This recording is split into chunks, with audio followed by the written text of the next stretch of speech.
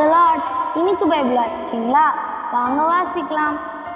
பரிசுத்த மத்தேயு எழுதின சுவிசேஷம் அதிகாரம் 22 வசனங்கள் 35 முதல் 39 வரை.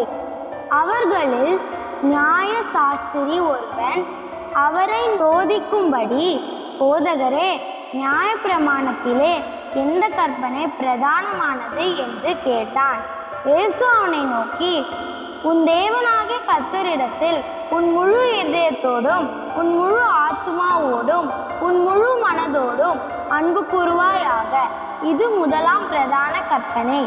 இதற்கு ஒப்பாயிருக்கிற இரண்டாம் கற்பனை என்னவென்றால், உன்னிடத்தில் நீ அன்பு கூறுவது போல பிறனிடத்திலும் அன்பு கூறுவாயாக. God bless you all. Thank you.